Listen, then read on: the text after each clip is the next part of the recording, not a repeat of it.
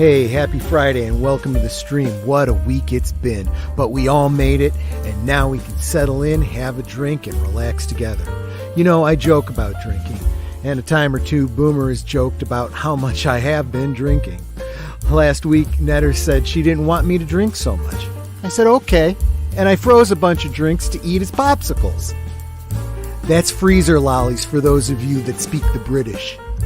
Anyway, I don't know how all of you feel about superhero films, but that's what we're talking about tonight, and we have a special guest, Peanut Gallery regular Sir Torren Clegane, coming in here, and he's got a thing or three to say about the DCEU.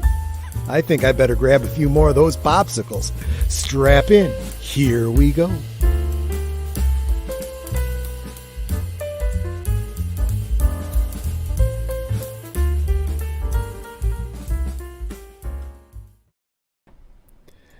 Yep, I've been front loading here. In case you're wondering what I'm sipping on, I'm having a very, very strong Manhattan. Been sipping on it a little bit in the green room, and I'm just starting to feel a little bit warm around the edges. Let me real quick, say hi to my designated driver over here on the far right, Aged Boomer. How you doing? What you sipping on? I got myself a... If I can drum roll, please. Did you hear that? Okay. Well, it is a Minute Maid fruit punch, my last can. Yeah, there you go. And I think the store is down to their last 12 pack, and I know it's not going to be in there. And I'm going to say, do you have any more of this? Sorry, sir. Supply chain problems. No Minute Maid fruit punch for another 2 years. Okay. Yeah. Without saying what I do for a day job, I am definitely involved in the supply chain, and let me tell you, it's headaches just trying to find shippers and truck drivers to get stuff around. It's not good out there. It really, really isn't. But we're not going to worry about that tonight. We're going to enjoy ourselves a little bit. And joining us once again, our Peanut Gallery friend, oftentimes in the audience, but he's here to talk with us tonight. Sir Torren Clegane, how you doing and what you sipping on? Oh, I'm doing all right. Not really sipping on anything. The room I'm doing this in is not conducive to having drinks. That's fair. I mean, I probably shouldn't be having, liquids around my computer either, but the heck, So in other words, what you're saying is I'm drinking alone? Is that what you guys are saying? I'm the alky here? Okay, well, Actually, that's pretty fair. Well, I have to work in the morning. Oh, that's right. You're Mr. Saturday guy. That's true. So let me real quick say hi to the chat. Well, actually, let me bring up the live chat in case I'm missing anybody. I'm seeing looks like first is Joshua V. How you doing? He says, good evening, guys. Good to see you. Stephanie Janicek of Stephanie Janicek's Smuggler's Cantina. Rawr! Yeah, good to see you. Yeah, I saw your two-part video. I'm just picking on you a little bit. I know that your carrier sometimes drops you, and it ends up splitting your videos in two. That's fine. Loving what you do. But yeah, tonight isn't so much a Star Wars night. Tonight it's more about the superheroes, specifically DC. But coming Sunday on Geeky Geezers, we're going to have a lot to talk about the Marvel Universe, aren't we, Aged Boomer? Yeah, we got a lot of interesting news concerning Shang-Chi and something. Yeah, I mean, what's his name? Shu don't really care because I'm never going to see another movie he's ever in. He's a dumbass. He really, really is. I always say this about these Hollywood types. They need to learn to keep their yaps shut. Him as much as or more so than frickin' Brie Larson. He is a dumbass. He has pretty much, as far as I'm concerned, and most people that would have been fans, he's pretty much ended his career. Before it even got started. He's just a dumbass. And I think he backed the wrong pony, too, in what's clearly a war going on behind the scenes at Marvel Disney. Well, we'll see. But tonight we're supposed to talk about the DC cinematic universe. Well, the only reason I bring up Marvel, of course, is because part of the reason we talk about DC so much is because DC didn't have the problems going into, are you guys also seeing a bunch of lag on my camera? Or is it just I've had so much alcohol? I mean, you guys are sober, you can tell me. You look like I can see it. I can see it too. It's like the scene from Austin Powers, International Man of Mystery, when he's talking to Basil Exposition. First, they show the scene in the past where it's like the video phone, and it's like in the 1960s, but he's clear and they're talking to each other. Then you go to the 90s, and it's the internet, and you see all the lag and him skipping. Yeah, that's pretty much the way it is, no doubt about it. That's true, because back in the 60s, it was closed circuit television. It was direct line. There was no interference. Yeah. So what I'm going to do is I'm just going to go ahead and... I think it was like making fun of the fact, oh, look how we progressed so much in 30 years. Well, not exactly. It's like, he left. I mean, that whole thing in Austin Powers, I've been saying that for years about streaming services. Oh, man. Yeah. Well, basically what it is, it's pay cable, except everybody wants to be in on it. You're just not going to have HBO and Showtime. Everybody wants in. And it's like, I've also... Oh, go ahead. Oh yeah, well because back in the day when they used to film the things, I think on Kinescope, they never have the prints of it. That's essentially what we're in now, because if we don't have the physical media, and then for some reason people call this progress, I don't get it. Yeah, but yeah. I mean, I've been noticing with anything that's like exclusive to the streaming service, you're not getting that physical media. With Netflix is a little better, because over time they would release the season 1 of Daredevil or the season 1 of Stranger Things, like after their new seasons were on there. I don't know if they're still doing that or not, though. Maybe they quit doing that too. I don't know, but I know like that. Like that wonderful Tom Hanks movie Greyhound that was on Apple TV Plus exclusive. That's never coming to Blu-ray. I think. I don't know.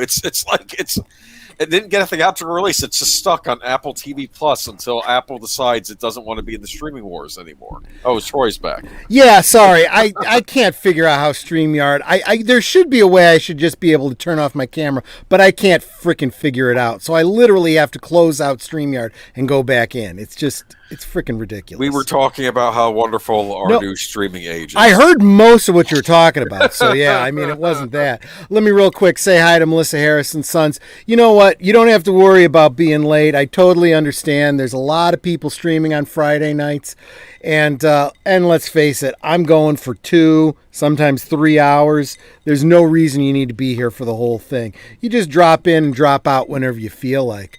But really, the whole idea is that, and I've said this for a long time, I said DC has been owned by Warner Brothers for a long, long time. Okay. Yeah. And Warner Brothers has never had any problems with, splitting up their properties or, a division in their properties and whatnot. They own DC Comics, and if they wanted to put something on screen, they could do it anytime they wanted without having to license or do any of that crap. As opposed to Marvel, which had licensed out all of its properties to different studios. Oh, yeah. Which meant that the Hulk and the Fantastic Four were over at Universal, and the X-Men were over at 20th Century Fox, and Sony had Spider-Man, and then Disney comes along, buys up Marvel Studios, after they went bankrupt, mind you, buys up Marvel Studios, and then starts trying to reacquire everything to bring it all back under the same umbrella. And they still haven't done that yet, right? And yet somehow they had a very, very prosperous number of waves under Favreau, not Feige. They had this brilliant lead up to, Avengers, the Infinity Saga, basically. And it was brilliant. All the while, Warner Brothers, who had no such issues, couldn't get their shit together. I used to say they had They had a problem with allowing their peas and carrots to touch, if anyone understands what I'm talking about. This OCD concept that on your plate you have your meat and fish and your various side dishes, and you never want anything to touch, because if it touches, that's like icky. And I always felt that that's how DC was with their properties. They would put out Smallville, and they would have Superman Returns on the big screen, and they were two completely different continuities. Had nothing to do with each other. And then when Smallville ended and they did new TV series, they went to Arrow, which was basically the Green Arrow, but it wasn't a spin-off of Smallville. It was something else entirely different. Different actor, yeah. And we have had, and none of these were the same universe as any of the Batmen that we've had on screen, any of the previous Supermen, you know what I mean. And it's just freaking ridiculous. And I'm like, if DC had gotten their heads out of their asses back when Smallville was on, doing 10 frickin' seasons, you know, and I'm thinking it went on too long, but you know, they could have had some. And so my whole idea was, what if we were to go back in time, right? And imagine a world where Smallville was the starting point for spinning out and spinning up, you know, other films, other TV shows, and it was all in one continuity. Can you imagine? And that's kind of what we've been talking about in this series on my channel. Well, can I say we did have little pockets where there was continuity with the DC animated universe for a long time between Batman, Superman, Justice League, Batman Beyond. That was sort of one continuity, okay? But it was all kept separate from all the live action stuff. Well, yeah, it was. And then you get your Christopher Nolan trilogy, which is by itself, which at first I wondered when they did Superman Returns, were they going to try tying that to the Nolan Batman movies, but then that kind of flopped, so that didn't happen. Then we get Snyder doing Man of Steel, right, which was supposed to kickstart finally a integrated movie universe where you'd have all these characters going on. And that sort of, in some ways, I think has fallen apart big time. But maybe Torren would have more to say on this than myself, but I don't know. Yeah, Sir Torren, what say you? What's your opinion of this this whole debacle that has been up until now the real world DC live action universes? You know, well, you know, it's funny because I remember when. And it's going to sort of shift back to Marvel, but I'm going to get to DC. Fine, sure. When Spider-Man came out and it's the Sam Raimi Spider-Man came out and it was this huge hit. Mm-hmm. Then the next year, Daredevil came out. I remember sitting, and Hulk also came out that year too. And I remember sitting in the theater thinking, and because I had no idea about how they were all at different studios. Yep. And, you know, in high school, you don't really care about that sort of stuff. But I'm sitting in the theater and I'm thinking, oh my God, they could totally pull all this together and make a movie series out of this. I'd love to see it. I remember saying to a friend, I was waiting for the Captain America movie to come out. Right. It took 6 years after I graduated to get it, but I'm glad I got it. Yeah. So, you to sort of slide back into the DC thing. The original Batman series, they actually reference Superman in that, and that's in the last is Batman and Robin. Yes. And so I'm thinking to myself, okay, and this would have been. I think this would have been an absolute disaster. But imagine Nick Cage and Superman and George Clooney Batman in a movie together. Yeah. Well, yeah, because even in Batman Forever, Dick Grayson's going to be going over to Metropolis with the circus group, right? Mm-hmm. Or something. They mentioned that they were going to Metropolis next, and you had this idea that okay, we haven't seen Superman in these Batman movies yet, but we know that a Superman probably exists in this universe, right? Well, what it actually was there was it was Batman Forever, where I don't remember which character it was, says to Robin, says something about the circus is probably halfway to Metropolis by now. Yeah, it was Bruce Wayne. Yeah. And it was like, oh my gosh, it kind of, as a fan, gave you chills, right? A little bit, yeah. But years before, on the Flash TV series, I remember, and it wasn't, it basically got across that Superman and Batman were film series within the universe of Flash, because he's out walking, Barry Allen's out walking his dog, and they pass by a cinema that's doing a double bill of Christopher Reeve Superman and Batman 89. And the dog's barking like he wants to go in. He goes, "No, haven't we had enough of this?" Which I thought was funny. In the DC. Did we lose Sir Torren? Oh, I was about to say. No. I was going to say something, but then you started talking about it being I'm sorry. funny. No, go ahead. Go on. I'll No. I tend to, even when there's no internet lag, I tend to lag because my brain is slowed by alcohol. So don't worry about it. Go ahead. So I remember in an issue of Superman Batman, there's a scene where Batman and Superman are standing on a rooftop in Gotham, and they're actually watching a Batman movie being made. Oh, so it easily wow. could slide right into the Flash thing. And that's an interesting thing, right? Because there is a fan theory regarding the Tim Burton Batman, saying that the real Batman story is Batman 89 and Batman Returns, right? And the subsequent films, the Schumacher films, were actually movies about Batman within the Tim Burton universe. I think it's a compelling idea. But then Bruce Wayne's identity would be out in the public. That's a good point. That's an excellent point. Yeah. But yeah, no, so going back to the whole debacle. Yeah. So when Batman Begins came out, and then Superman Returns happened, I remember I was going through DeviantArt, and somebody made a poster of a potential crossover film. Yeah.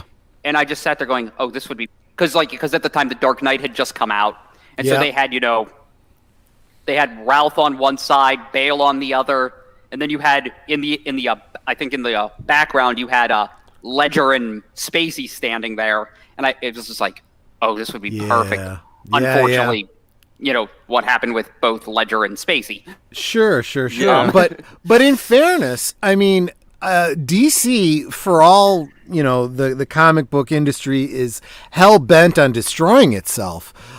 They've finally gotten their licensing out of their asses, and I'm not talking about licensing for their characters or their properties. I'm talking about licensing for the likenesses of actors, and they are starting to do. They've done Batman 89, Wonder Woman 77, Wonder Woman 77.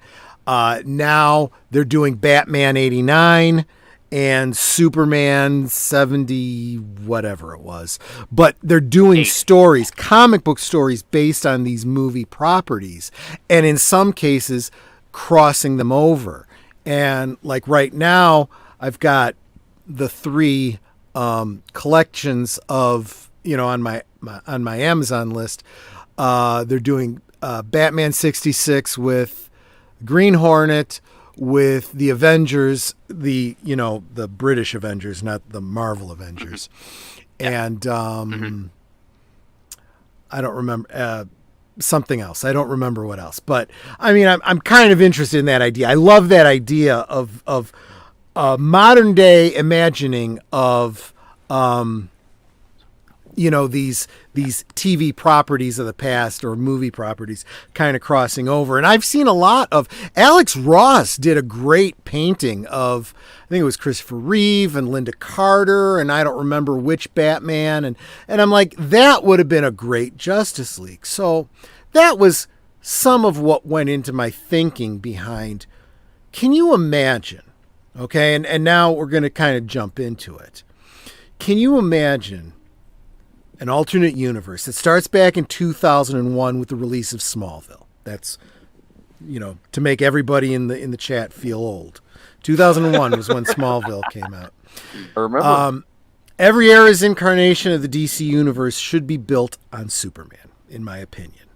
And Smallville had great ideas and potential, but they weren't really building to anything. And then, and just so you know, just peek behind the curtain because I've had alcohol. I want you all to know I'm actually reading off a script because that's what I do. And then, when they did decide to create their Arrowverse, it wasn't a spin-off of Smallville or directly connected. Neither did they try to spin Smallville up to the big screen. But what if they did? Okay, imagine this. October 16th, 2001, the first episode of Smallville airs. The prologue establishes on October 16th, 1989. Smallville is assaulted with a meteor shower.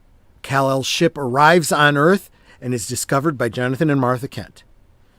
Kara's ship arrives on Earth but remains undiscovered for 18 years while she remains in suspended animation. Okay? Haven't decided on the date. Smallville, Absolute Justice. Clark and Chloe Sullivan meet the surviving members of a team of superheroes called the Justice Society of America, who operated during World War II. These former heroes are being hunted by an assassin, and it's up to Clark to help the Justice Society remember how to work as a team for their own survival. Now, this episode would serve as a pilot for a spin-off, either another show or a film series set during World War II and exploring the origins of the Justice Society. And I actually have a note here. See Sir Torren Clegane's JSA treatment. We kind of talked about this a little bit. I do not intend my revised Smallville to last 10 seasons, like in the real world version. So, whereas Absolute Justice was the 11th episode of the 9th season, this version would have it occurring much, much earlier. My idea is that each year represents a year of school for Clark. So the first 4 seasons are, him in high school, going to Smallville High with Chloe and Lana and Pete and all of that. Okay. After 4 years, I'm thinking he goes to university. Okay. There was a series, and actually a 6-issue miniseries back in the late 80s called Superman the Secret Years. It takes place at Metropolis University. And it introduced some new characters and whatnot, but it was Clark when he went to college. And I think, don't hold me to this, I may be misremembering, but I think he majored in journalism. That would have made sense. And then after those 4 years, so in other words, my idea of Smallville lasts for, maybe 4 years, and then they change the name of the show to Metropolis U or something like that. And he goes to Metropolis for 4 years. At that point, the series ends. And it spins up to the big screen, and we get the first Superman movie with Tom Welling as Clark Kent in a, Superman Metropolis or something like that. That's my idea. That's where I started this whole idea. Real quick, let me welcome Mr. Matchstick to the chat. He's been here a little while, but I did want to at least acknowledge you, let you know that I was aware that you were there, but we were kind of on a roll there. Batman 66 meets Wonder Woman 77. Yes, I've got the trade on that. It's really a great idea. The idea is that Wonder Woman, of course, is an immortal as she was in, the Linda Carter series. So she literally is able to span generations. So she meets Batman early on during World War II, or no, I'm sorry. She meets Thomas Wayne during World War II. And then she later meets Batman in 66 or thereabouts. And then later on in 77, when she comes back for the daring, or what was it, the All New Adventures of Wonder Woman or whatever, where they jumped it up to, actual time, 77. She's teaming up with Nightwing. Burt Ward's, Robin ages up and becomes Nightwing. It's very, very interesting. Disco shirt and all. Disco shirt. You know what? I really liked that uniform. It was silly, but I loved it. Okay. So I have a question. How does Batman come into all of this? Okay. He's the one they love. Exactly. That's the one the studio likes. They like Batman. The other superheroes, I actually did have an idea. Okay. Go for it. So I posted this onto the MeWe, but I think links in the description, everybody. So I had this idea. So somewhere between seasons 4 and 5 of Smallville, this movie could take place. Now, 2005 is the ideal time because that's when Batman Begins would have hit the screens. Mm-hmm. So I thought to myself, okay, there's actually, you know what? I'm gonna show the book. Let me see if I can figure out the camera. Okay, I'm gonna show the book where I got most of my ideas from. All right, so it's right here. It's Batman Earth 1. It was written by Jeff Johns. Okay. It's got the artwork was done by Gary Frank. So the general gist of it would be an origin story, mm-hmm. just like Batman Begins was. Sure. But instead, it would be something more akin to. I'm trying to remember, because there was the whole because I don't remember what continuity this was, but I loved the idea that Bruce ended up going to like Georgetown University and thought he was going to become an FBI agent. Yeah. But that one's not going to be in there. I just like that one. But then he thought, okay, no, there's too many rules. So the summary of this is goes a little something like this. Batman's an urban legend in Gotham. Isn't mentioned outside of the corridors of power, the criminal underworld. The police and press are skeptical at best. Now, even if they want to mention it, the mayor of Gotham puts the kibosh on it. And the mayor of Gotham is Oswald Cobblepot. Nice. Right. Yep. And so throughout the film, we see through the flashbacks Bruce's backstory. His parents being killed, the implication that Cobblepot might have had his father assassinated because he was running against him for the mayoral office. Mm-hmm. So then after their deaths, Bruce goes to Alfred. And in this one, Alfred's a and they did this in the Nolan trilogy. He's a former Royal Marine. Something I always liked. Yeah. Okay. So he goes, you're going to train him because I want to get revenge. And he's like, no, that's not how this works. Your father and your mother would not want a life of revenge for you. Taking out everyone isn't the answer. Ending the disease that corrupted Gotham. That's how he makes sure things like this don't happen again. So he and Alfred start to travel the world. They meet the Sensei, Henri Ducard, Lady Shiva, and my personal favorite in this, Kent Allard. You'll see at the end. So all of them teach him something different about the war he's about to engage in. How to fight, how to be a detective, all of that. But all of them have this kill or be killed philosophy. And each one seems to bear the scars of living that life, something that Bruce doesn't want for himself. Something his parents wouldn't want for him, obviously. Okay. Now, in the present, Bruce is tracking the leads on Cobblepot, keeping tabs on Jim Gordon, who's the only good cop in Gotham, more or less. But Gordon's also investigating the corruption of the mayor. So, Cobblepot has an ace in the hole. An assassin named Eric Needham, the Black Spider in the comics. and he's taking out all the people Batman confronts. So eventually, Gordon and Batman come face to face. There's a tentative alliance, even though Gordon for a time believes Batman's Penguin's assassin. Walls close in. He has Needham go after Barbara. Leads into this big fight where Batman's able to defeat the assassin, and then he goes off to confront Cobblepot.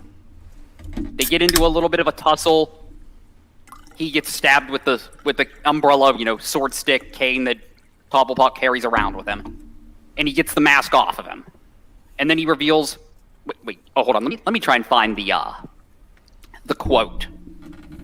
By the way, as a side to what you're saying, remember that all of this is under the auspices of Warner Brothers DC. So drawing on the source material, absolutely permissible. We should be doing that. They should be doing that. Anyway, go on. So, they get him, and when he gets the mask off, Bruce is, weakly saying, you took my parents from me. And he goes, oh, it all makes sense. Somehow you knew Jake Weaver cut the power at the theater, but you went out the back before my men could kill you. Before my men could get to you. I worked for months to arrange that, to plan that, but then someone else killed them for me.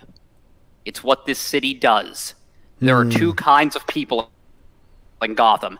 There are predators and there are prey. And then you hear this deep, horrifying, this deep voice say, well, there's a third type.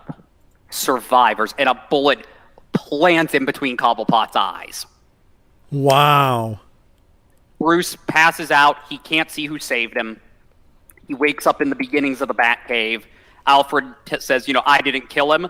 But then they find out Harvey Dent is now mayor of Gotham. And Cobblepot's corruption's been exposed by Gordon. So City Hall and the police force are starting to purge. That means more chaos on the street, meaning Batman's work is not done. They both sort of relish this. And so as the movie ends, they begin discussing making a car for Bruce that doesn't scream prodigal billionaire son come home. Are you committed to that death of the Penguin thing? Because I kind of think that was a mistake on the part of Batman 89, killing off the Joker and always wanting to kill off villains. I think we should really keep our options. What about a lower tier villain? Like, who was the one who was mayor, who was involved in political schemes in Gotham? Was it Rupert Thorne, I believe in the comics was? It might have been. Yeah. It could, either way, either one works, but I like the idea of the Cobblepot Wayne feud.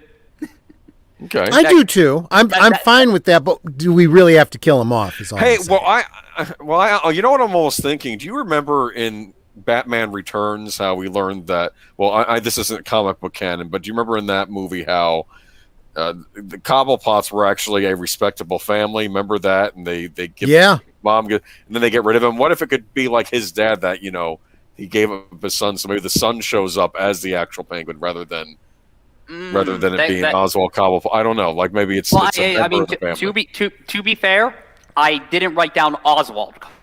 That's true. Yeah. So good point. Good point. Be a different. The other thing was that I wanted to share about this because you brought up Cobblepot was I was thinking about Batman Returns and I felt like. This is actually where my original idea of rewriting reality comes from, because back when I guess it was probably during Batman Forever, Batman and Robin, I don't know. I said that I felt like that Batman series suffered from trying to squeeze too many characters into each subsequent film. Right, first movie was Batman and Joker. The next one was Batman, Catwoman, and Penguin. And then the next movie was Batman, Robin, Two-Face, and Riddler. And it's like you're adding extra characters each time. And each time you do that, you're diluting the character development for each one. I said, starting with Batman Returns, you could have split that into 2 movies. And my original idea for that was your first story does not have Catwoman in it at all. okay?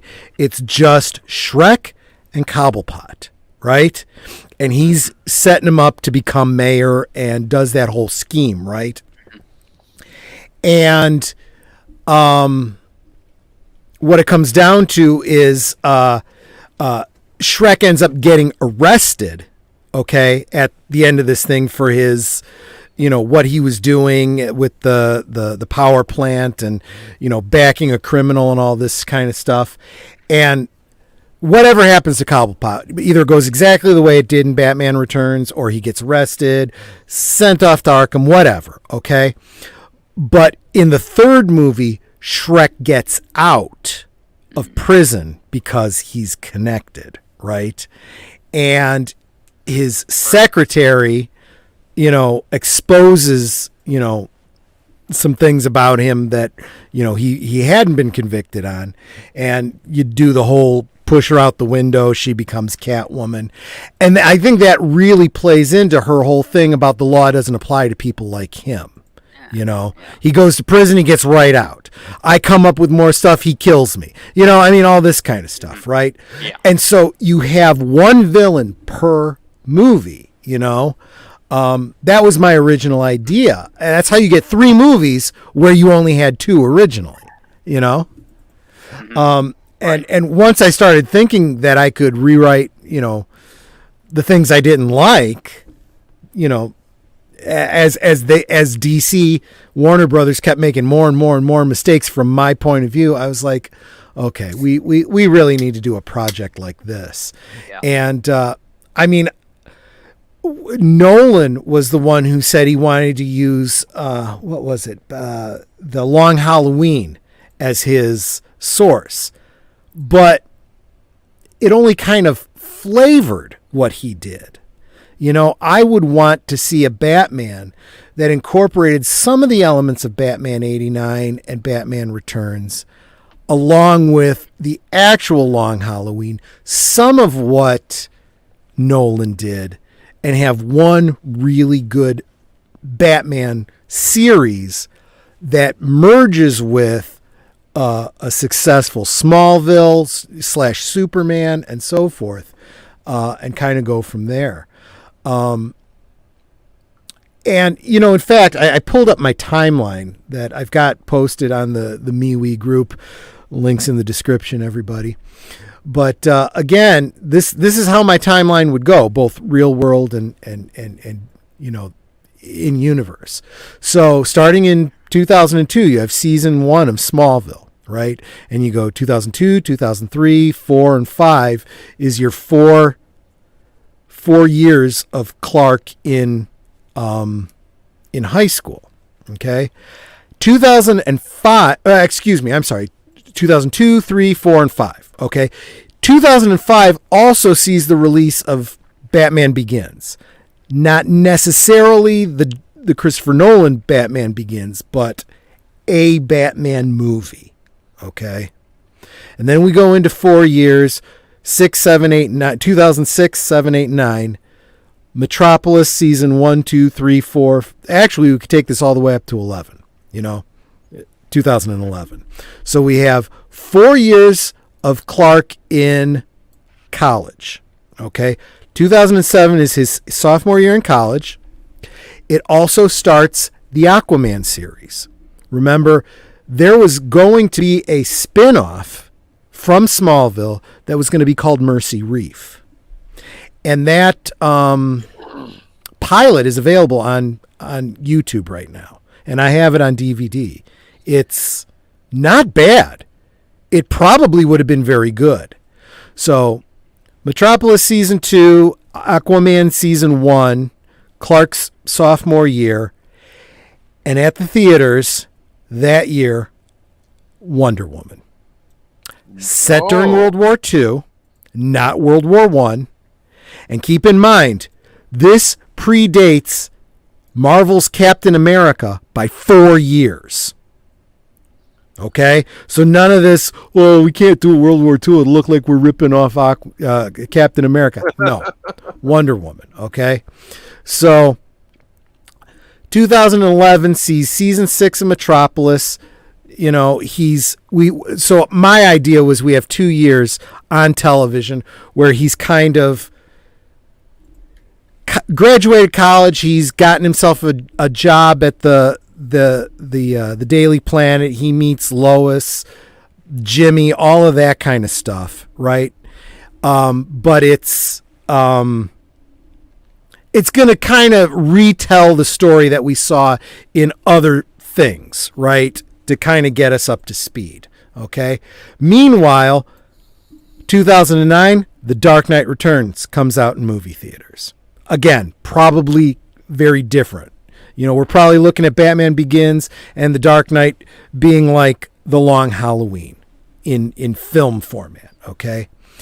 2010 sees the release of the second Wonder Woman movie, Wonder Woman 1987. Okay.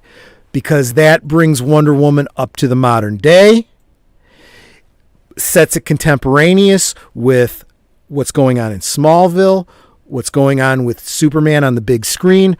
Diana comes to man's world, as an ambassador from Themyscira, kind of drawing off the Wolfman, George Perez era of Wonder Woman. Okay. 2011, which is the last season of Smallville and the fifth season of Aquaman, sees at the cinema Green Lantern. This is the only Green Lantern that's hit the films. Okay. There was no, Deadpool Green Lantern. Okay. And it's done right this time. Okay. Well, I have a question. Which Green Lantern is it going to be? It would still be Hal Jordan. It's always got to be, you got to start where you start. Right. Okay. And you can pretty quickly go from Hal Jordan to bring in Guy Gardner. You can bring in Jon Stewart. That's fine. But on down the line in subsequent films, I would actually argue that you go back to the original story of Hal Jordan. Once he joined the Justice League, that was the Green Lantern Corps' reason for needing another Green Lantern for our sector. You're doing so much with the Justice League, and we don't really want to stop you, but you're kind of neglecting your, galactic policing duties. So that's when they bring in Guy Gardner, and then when Guy Gardner turns out to be not all that stable, they bring in Jon Stewart, So then by this point, this is where Green Lantern, that's actually the same year that Captain America comes out on the Marvel side. Oh, well. Then we go to 2013. We start a new series on TV called Green Arrow. And that's going to run for 8 seasons. Okay. At the cinema, 2013, The Dark Knight Rises, or, some variation thereof. And then 2014, Man of Steel. We have seen Tom Welling as Clark Kent, 4 years in high school, 4 years in college, 2 years becoming actually, a noteworthy reporter for a great metropolitan newspaper.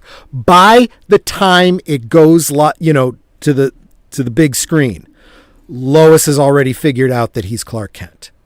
It's been 2 years. That's fine. We need some time for her to not realize, and then going into the films, we can start establishing a more adult relationship for them. I have a question for you, though. You talk about these early years of Clark's life. Are we going to see any Superman villains on this Smallville series you're mentioning? Some. And we've been kind of doing a series within this series where we go back to Smallville and we, rewatch episodes and we go, yeah, this works, this doesn't, so on and so forth.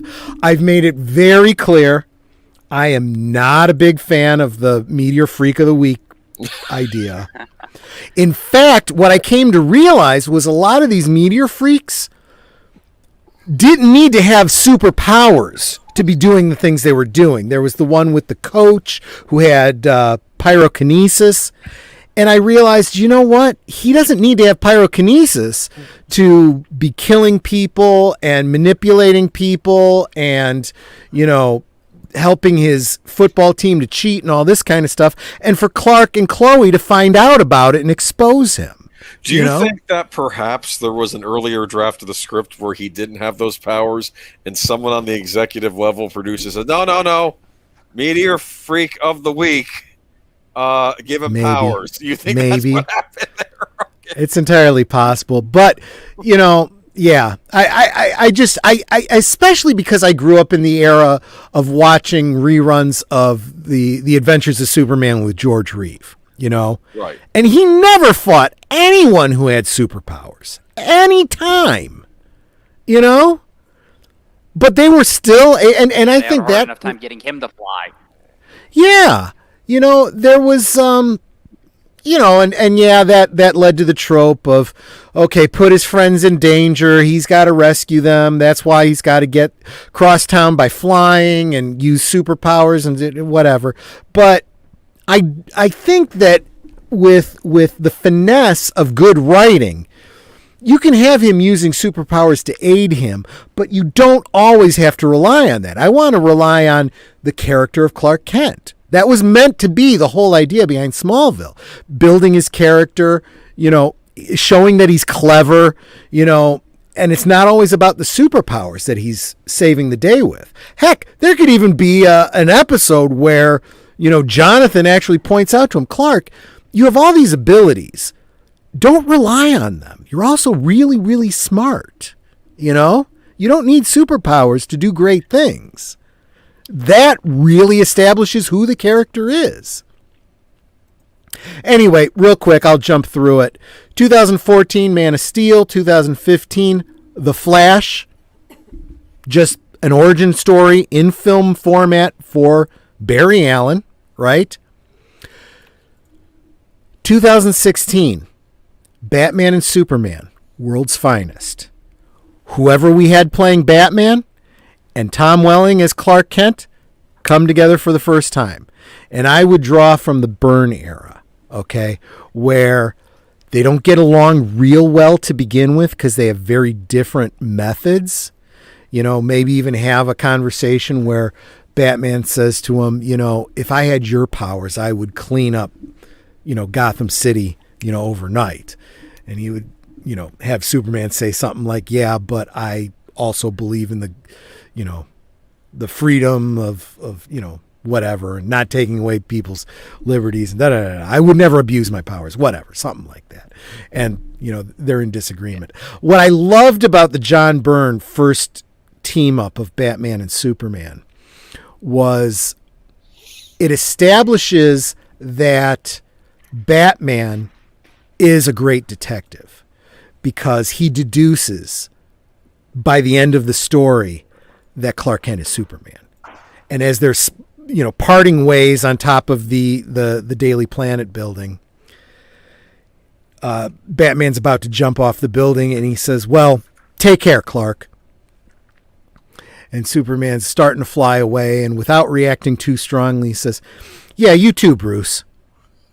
And Batman just is flabbergasted because he's like, I lined my cowl with lead foil. How did he know I was Bruce Wayne, But basically establishing, hey, Clark's smart too, Well, he's an investigative journalist. Exactly, right, exactly.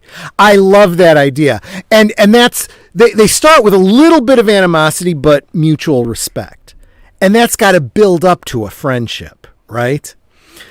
And just like the Marvel formula that Favreau put together, we're leading up to something, okay? So 2018, Justice League Invasion, okay? And that establishes the beginning of the Justice League. Superman, Wonder Woman, Batman, Flash, Green Lantern, okay? All people that we've had movies for already. And they are fighting some alien invasion. Basically, I'm drawing from the comic book miniseries. Excuse me. Is it a maxi series? What is it? Crossover event called Invasion. In that, it was a bunch of different aliens, and it was their way of introducing aliens and the storylines, to the current era of DC stories. But I think Invasion should just be Starro. Which is how the Justice League originally came together. This idea of this Lovecraftian, otherworldly creature that just starts taking over people and, influencing them and trying to, conquer the world. And it requires the Justice League to come together and stop him. It was not supposed to be Suicide Squad. It was supposed to be the Justice League. Everything they've done has sucked, in my opinion. Oh, come on now! You had Batman meeting Superman and them wanting to kill each other and that sort of thing, right? God, it's flipping ridiculous. The whole idea of the original Dark Knight Returns, which was what supposedly Snyder was trying to, draw on, was this idea that they end up coming to blows, Batman and Superman, and Superman ends up, in quotes, killing Batman to stop him. And come to find out he didn't, but, Bruce faked his death and Clark realized it and allowed it to happen. But that was kind of the storyline that they were kind of trying to play in those Justice League films. And it's like, this makes absolutely no sense. In the comics, they had decades of camaraderie and friendship, which made it all that much more tragic. You didn't bother with all that buildup. You just jumped to the end and nobody gives a fuck. It was the same thing with all of the Suicide Squad films. In the comics, the Suicide Squad was a bunch of, B-list villains for all of the Justice League characters who had been imprisoned over the years, who are then given the opportunity to, do work for the government to, possibly, obtain their freedom. But because of the way they did it in the movies, these characters were never established in any of the other movies, so nobody gives a fuck about who they are. Who cares about Captain Boomerang? Whereas in the original Suicide Squad, Captain Boomerang was a Flash villain, a regular Flash villain. So we knew who that was, Killer Croc was a Batman villain, All of those characters were villains from other superheroes, and we knew them. It was, I've basically said the whole Snyderverse is all about putting the cart in front of the horse. That's been my biggest problem. Well, plus they do the whole dark side stuff way in the beginning instead of building up to that. Right. There was a comic in the, I want to say late 80s. It was another one of those, cross-title stories called Legends. And the idea was the introduction of Darkseid to Earth.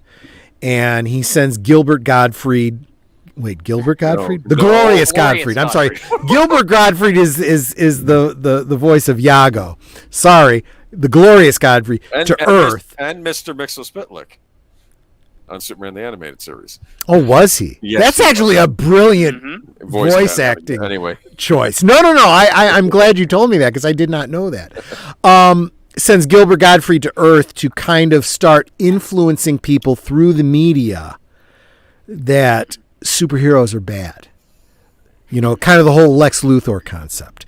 These are superpowered beings and, they don't want what's best for you, and trying to establish the caste system, kind of like what we're seeing in modern culture right now, but with superheroes rather than, racial and gender and all that kind of stuff. Right. But and that, there's, it's kind of like in Marvel with the X-Men, outlawing superheroes, all that kind of stuff. The whole identity crisis about you have to work for the government, you got to reveal your secret identity and civil liberties and all that kind of stuff. That's where DC was doing their version of that. I think that's a brilliant way to bring Darkseid into it. Not this mother box, rip off of Marvel with the Infinity Stones is what they basically did. You think? So freaking derivative. Oh, go ahead. Sorry. I mean, they saw success, but it's just like every time you try to copy something that was successful, you get the surface level. You don't get the actual meat on the bone. Yep. You just eat the skin off the chicken, and while KFC, the skin is the best part, it's not a meal. You're absolutely right. That's what those movies feel like. Yeah. So I've really thought that, I mean, although most of the project that I've been doing has been writing these outlines, I kind of would like to write scripts for a lot of these stories and movies ideas that I have. I kind of started doing this years ago by taking the script, which you can find online for the pilot episode of Smallville, and the script for the Superman, Christopher Reeve motion picture, kind of combining them a little bit. Because there is something to be said for retelling those stories. Even though now that I've written this outline, I don't think that it would not be appropriate for Tom Welling to retell the story of Christopher Reeve Superman, right? I think that works fine in a 2-season, Superman Metropolis TV series. Maybe a little bit better. And again, drawing very much off of the John Byrne era of Superman. This is something, anybody who's listening right now, holy cow, I have not been paying attention to the stream. I'm sorry. I need to say hi to Zax. You came in at 9:34, and I'm sorry. I hope you're still with us. I didn't say hi to you earlier on. I've been drinking. I've been talking about something I'm very excited about. Forgive me. You're passionate about it. But for those of you that don't know, I've been a Superman fan since grade school, and I'm an old fart.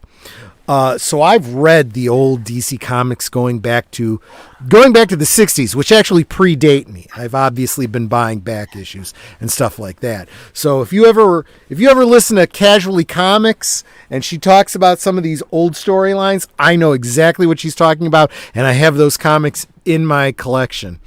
But anyway, I was there for Crisis on Infinite Earths when it was a new thing. And I was there for the reboot afterwards, where John Byrne kind of rebooted Superman in a way that we have never seen before or since.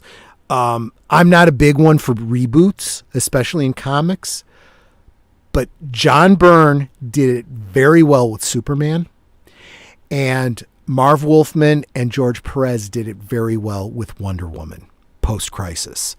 I very much like their treatment. It was exactly this whole idea of updating these characters, kind of cutting through all of the goofy, messy continuity things and kind of not making them dark and gritty, but making them good stories for the modern day.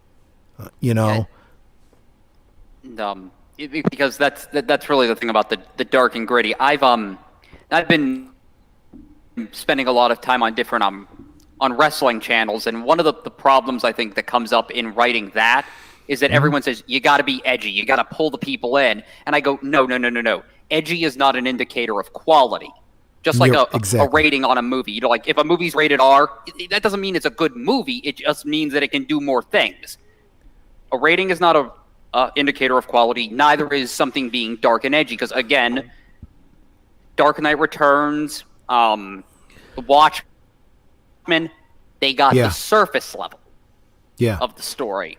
Yeah. And that's what I think what everyone fails to connect with. Sorry. Alan Moore. It was Alan Moore that wrote Watchmen, right? Yes. Okay. Alan Moore once said he's actually said many times that he didn't feel like The Watchmen ever should have been adapted to a film. He didn't write it as a film. He didn't think it should be a film. But one of the things he said was that it was meant to be not parody exactly, but a deconstruction of the superhero genre. He never intended that to be mainstream storytelling. Okay? Mm-hmm. You can't deconstruct something unless it's already constructed, right? You can't do The Watchmen if you don't have Superman, Wonder Woman, Batman, whatever, right? You need the happy, joyous, sunny stories in order to tell a dark side version of it. And that's not meant to be what you should move to. That's just meant to be a side commentary on it. Mm-hmm. That's all it's ever intended to be. And unfortunately, I think this is an American concept. We want to give up the meat and potatoes and the nutritious food for cake and ice cream because we can. And that's what I feel like all this dark and gritty bullshit has become. So you're saying it's like you go to KFC and you get the sandwich made that has the 2 chicken breasts, the bread, and the bacon in the middle? Look, when it comes to eating, right, you go out for the fatty, high-calorie, high-cholesterol, fast food once in a while as a treat. You're allowed. You go out for ice cream once in a while as a treat. That is not meant to be your staple diet. Your staple diet is meant to be what mom gave you and said, clean your plate, Yeah. Right. And that's what I'm seeing in our entertainment these days. We're going to the ice cream and the Big Macs, and we're not eating enough of the healthy vegetables and lean protein. And I guess that's what I'm getting at. And I have gone through this in my diet too, where I've kind of done self-correction, and I went through a period where I lost over 100 pounds by just getting my diet right and exercising. And I felt so good doing that. And I think that our entertainment is the same way. I think we have become so mired in the junk food bullshit entertainment of the dark, gritty, push the envelope that we are now seeing it in our society. It is now having an impact on our society today. And we are so refreshed by good, wholesome, uplifting storytelling. Christopher Reeve's Superman, even the campiness of the 66 Batman, an episode of Highway to Heaven, for crying out loud. It's sappy and saccharine, but you come away from it feeling uplifted. And I think a lot of people kind of are hungering for that. What were you going to say, Boomer? Highway to Heaven. Haven't heard that just mentioned in a long time. That was Highway to Heaven, Touched by an Angel. They were religious themed stories, but it wasn't really about the religion.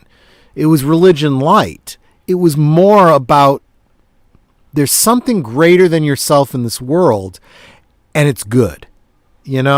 That's really all these stories were about. What about Quantum Leap? Was that sort of in the same vein? I would say so, yeah. I would say so. Instead of it being, God, it was people from the future, right? Science, or just good-hearted people. Yeah, exactly. Yeah. It was this ideal that there is something better. And every episode was about how can you help, this other person and make their life better, And isn't that really what heroism is? I think that we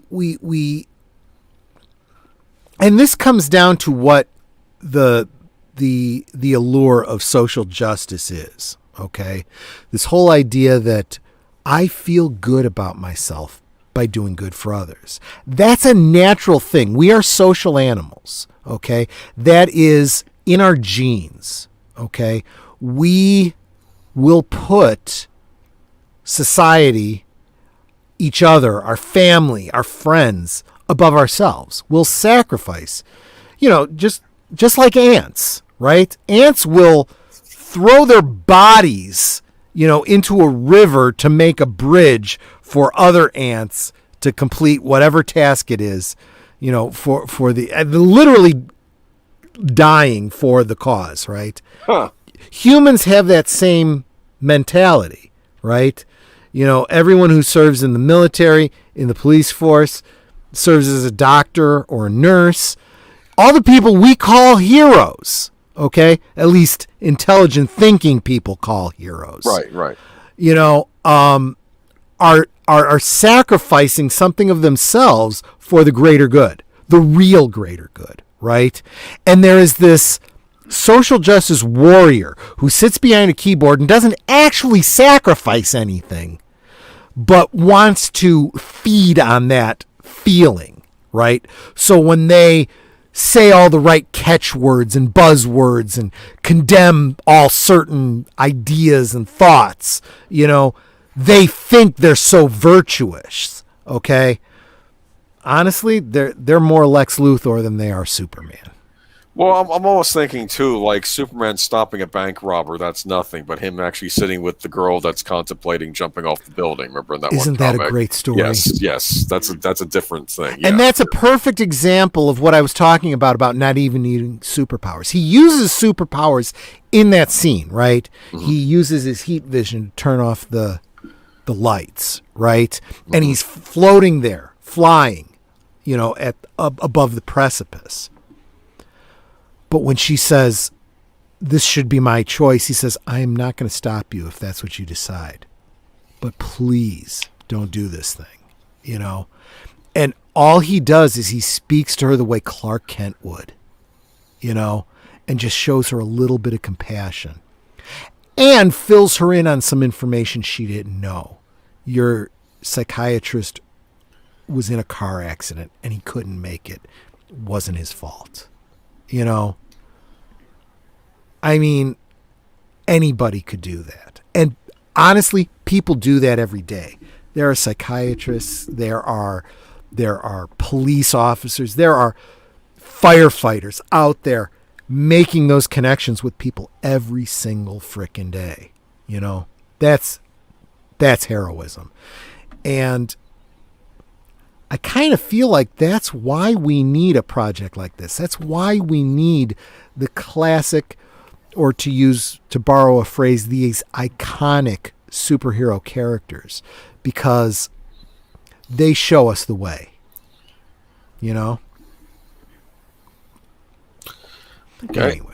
I have a question. You did mention earlier about the Justice Society of America. Yeah. That would be a movie. Who would be the members be in this movie? I'm kind of curious. Or maybe Sir Torren, maybe that's my guess. Sir Torren wrote a brilliant treatise on this that's in our MeWe group. So I really would prefer to turn it over to him. Yeah. Gotcha. Mm-hmm. Yeah, let me find that. But to you sort of finish off on the Batman thing. Mm-hmm. So at the end, I had a mid-credit scene and a post-credit scene. One was the Riddler basically saying, this wouldn't have happened if they had listened to me. Oh, they'll listen now. and then the final end credit, after the end credits, the autopsy of Cobblepot. It turns out he's been killed by a round from a modified 1911. And the coroner says to the cop, I've only heard of one type of person using a gun like this, but they should be dead. And then you hear the sound, the laugh of the Shadow. Interesting. That's very interesting. Yeah. To answer what I said earlier, Kent Allard is the DC version of the Shadow. Right. Oh, okay.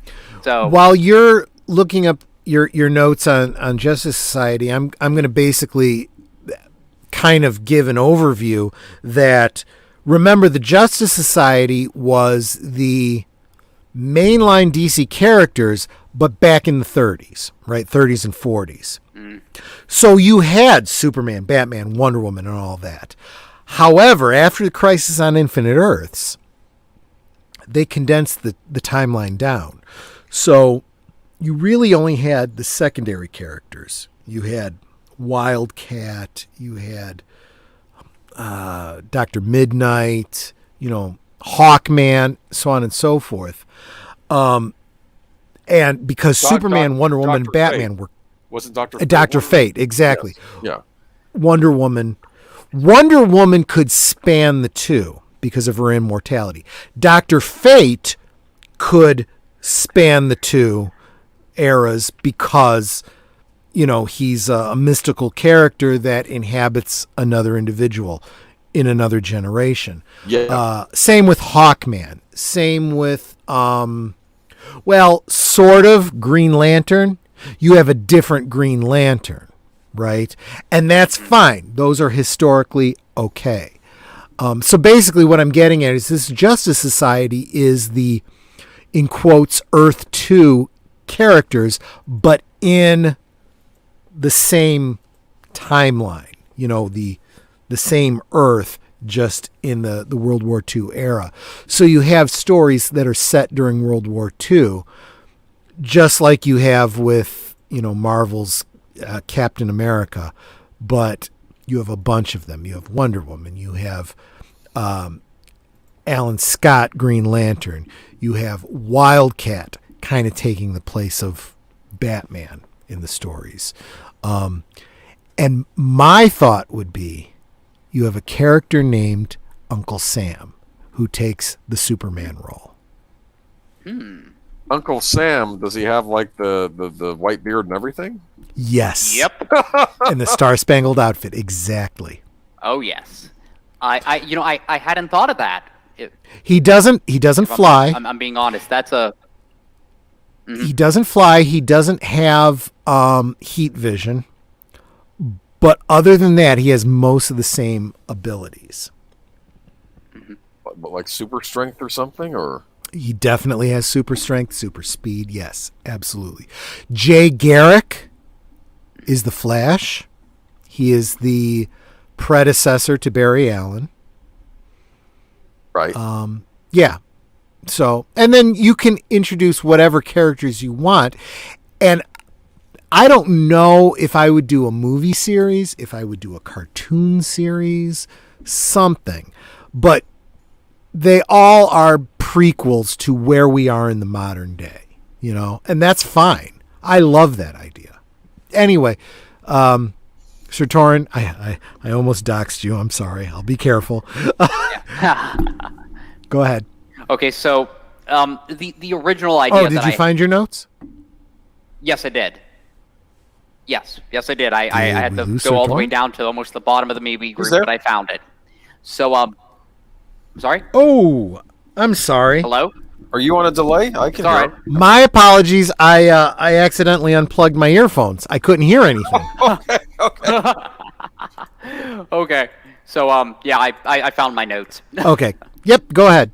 Okay, so the originally one of my ideas was just reading off this. It says I always felt like because Marvel did what it did in the modern world, I always thought it would be interesting if you pulled back and maybe let the main characters of Batman, Superman, and Wonder Woman rest for a decade. Sure. But at the same time, I'm a little more I'm malleable to this, as it goes.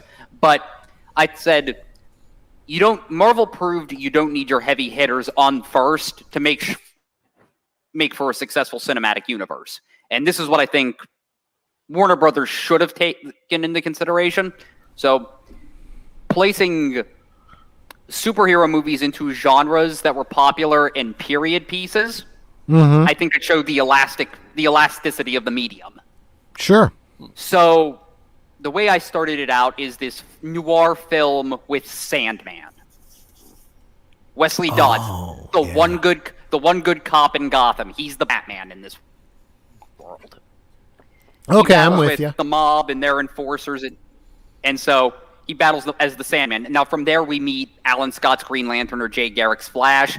The former would be presented as sort of like a B-movie adventure that could introduce Kent Nelson into the fold, while the latter can be a Thin Man-style murder mystery. Sure. The Justice League movie would be a Gunga Din-style adventure involving Carter Hall and his transformation into Hawkman. Yeah. As this is happening, you meet Mr. Smythe. He's this agent for the government who's observing the rise of metahumans. Now, I got Smythe from the Roy Thomas miniseries of America versus the Justice Society. If you guys have never read that, it's fantastic. I've heard of it. I don't think I've read it. It's really good. So from here, he brings all of the heroes that we've met already together, you know. Mm-hmm. And so they end up fighting. They end up chasing after the Spear of Destiny. Yep. Which, you know, because the guy with the mustache is after it. Yeah. Right. So Red Panzer is going to be the physical threat of the movie. Makes sense. Oh, neat. So, and he is going, and Mr. Mustache is going to be the guy pulling the strings. Cool. Makes sense. So the movie is essentially like Raiders of the Lost Ark. I love that idea. Spear, so he gets away with the spear because that's why all of the metahumans weren't able to go across and, you know, kick all their asses. So Panzer's going to be... I think the original Red Panzer dies in this movie, and then his grandson picks up the mantle decades down the line. I'm good with that, sure. And so I think in Absolute Justice, he could be the threat. Going in with your story, I don't know if you had an idea of who the assassin is. No, actually, I didn't, but I actually like that. Yeah, so the JSA forms, they're going to protect the homeland as the country moves towards World War II, because up to this point, it's like 1939, 1940, U.S. hasn't set foot in Europe. At the end of it, Kent Nelson finds the helmet of Naboo, and from there is, you know, we can tell the stories through that. Absolutely. After that. There's a couple of other characters, and are you seeing this as a film or as a TV series or a cartoon? See, I initially saw them as a series of films, but I'm good with that. You know, that was before, you know. Because the thing I want to, however you want to package this, couple of other villains I think are absolutely necessary for the Justice Society. We need Per Degaton or Degaton, I don't remember. Yep. He's kind of like the Red Skull of the DC universe. Another character I think we need to have in there somewhere is Vandal Savage. I have always... Oh, go ahead. Sorry. I honestly thought that because I had this idea for because when I came to the I wrote a lot of other stuff, but I thought that by the time the 50s rolled around, my original idea was oh god, I'm trying to remember what it was, because they were going to battle with something from Apocalypse, not Darkseid specifically, and at the end of the movie, Alan Scott makes the big sacrifice, and his ring becomes the ring that Ibn Sur has. That is brilliant. That is not from the comics as far as I know. That is a brilliant idea. Yeah. Well, because I remember I was reading the Smallville Season 11 comic, and one of the things they did was they had Lex go to the JSA building, and he tried to get access to Alan Scott's ring, but yeah, he basically got tossed out by my uncle. That makes sense. Yeah. But unfortunately, Lex ended up with a bunch of Yellow Lantern rings by the end of the storyline. As a side note, can we just acknowledge that Michael Rosenbaum was an awesome Lex Luthor?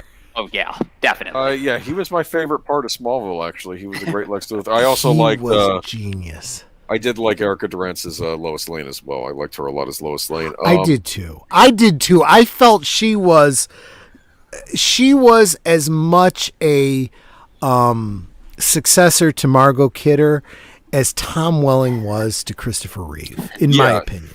The weird thing about Smallville with Tom Welling is I always saw him as Clark Kent more than Superman. That's what was. That was what it was meant to be, and I think that's appropriate. I think you need the way I've envisioned it: 4 years high school, 4 years college, 2 years, Metropolis. It's all focused on Clark because the man is more important than the Superman. Did you notice how Dean Cain guest starred on Smallville? Do you remember that episode? Do you know who I think he was? Do you know who I think he was supposed to? Yes, he was on Smallville, and do you know who I think he was supposed to be? Even though they didn't say his name, I think he was supposed to be Vandal Savage. That's what I think he was supposed to be. Didn't think about that. Good point. Because he said he'd been alive. They said he'd been alive. He said he'd been alive for a long time. He said, Jack the Ripper, me. Like he was making all these points that he'd been around for thousands of years or whatever. Can I just say that he is just like Christopher Reeve before him. These are two people that really did embody aspects of Superman. Mm-hmm. Dean Cain has gone on to become a police officer. He does so much work for charity. And then of course Christopher Reeve, after his accident, did so much for the cause for people with disabilities. These are actors that were real heroes, that's a side note. I just wanted to point out. No, I agree. You know what I thought was really interesting, and I found this out just recently. Did you know that if Christopher Reeve had landed slightly to one side, he would have walked away with just a concussion? It's so sad. Although if it had gone the other way by just as much, he'd have been dead. Exactly. Yep. And I just wow. It's that much of it. I mean, that gets your whole, Mandela alternate universe thing going, right? Oh, it did. It did for me. There's a universe where he wasn't hurt at all. There's a universe where he's incapacitated and paralyzed from the neck down. There's another universe where he died on that day, And in that, sorry. No, go ahead. You were saying?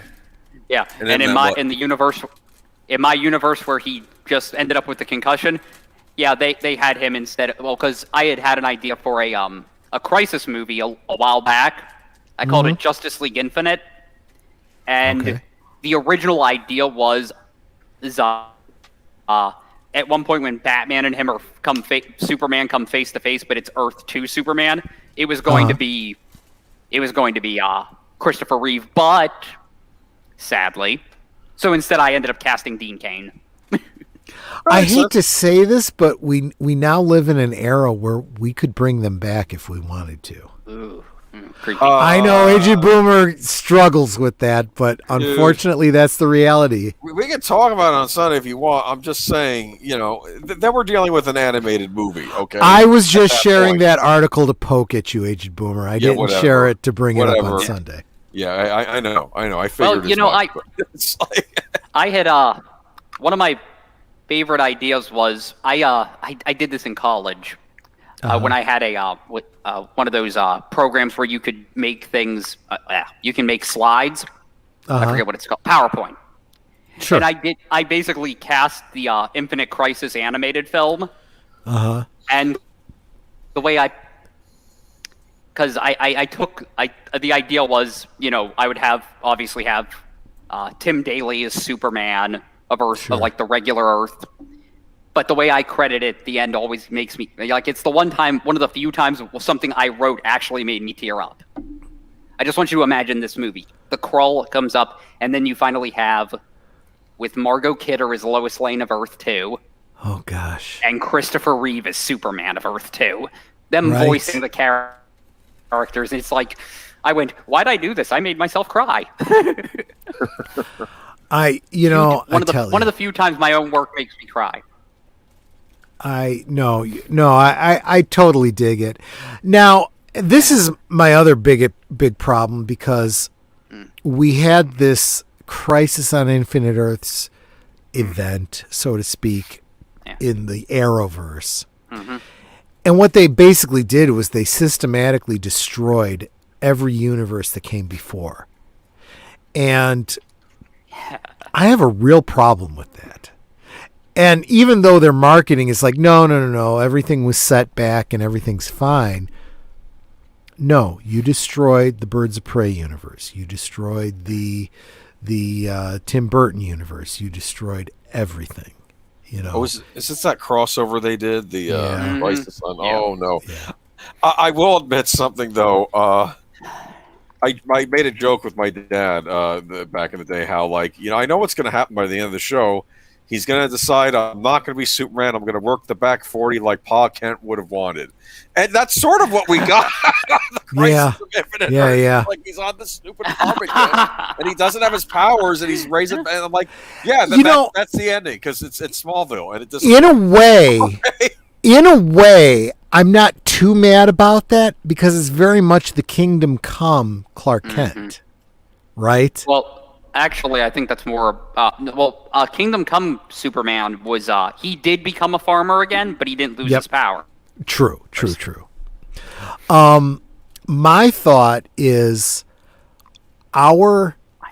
this is new. I haven't said this in the group. I haven't said this in a video before. So this is something new for you guys.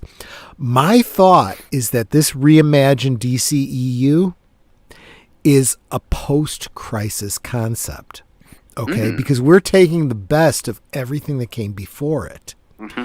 So we could actually have a movie or a TV show or something that has a storyline where the characters come to realize that there was a continuity before where there was a multiverse, and that multiverse became unified into the universe we have now. I kind of like that idea because it doesn't dishonor everything that went before it the way the CW has, but it acknowledges and honors Christopher Reeve and Michael Keaton and Adam West and Linda Carter, all of them that went before. You know, they've been absorbed into this new continuity is what we're basically saying. You know, yeah, that's my thought.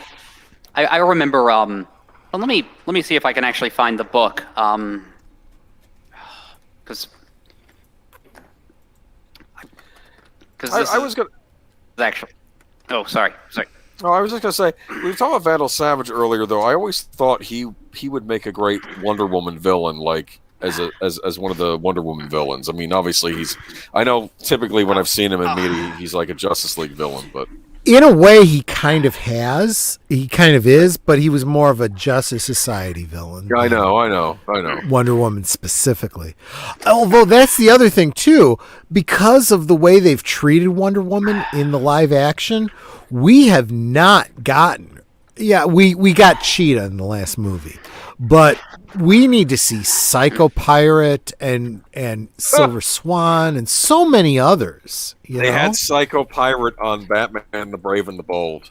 The cartoon, and he shows up and I'm like, who is this? Of course Batman's an expert on every supervillain that's ever existed in the world and is like on a first and like he's fought him too, like, and it's just it's completely ridiculous. I have been incredibly lax in and you're both going to rip on me about this. I am so far behind. I have not to any serious degree followed the animated series plural. You have something to look forward to. Superman, Batman, Justice League, etc. Because I know there's great stories out there, and I keep seeing little segments that really get me excited about all of this. And don't remember where I was going with this, but there was a storyline that... What were you just talking about, Age of Boomer? Batman the Brave and the Bold Psycho Pirate. But I was also going to say that Superman the Animated Series is almost perfect. It's almost as good as you can get for Superman. But anyway. Definitely. I don't remember what it was, but there have been some storylines that I've seen like YouTube clips of where I'm like, I really need to watch this, That animated series has done a really, really good job.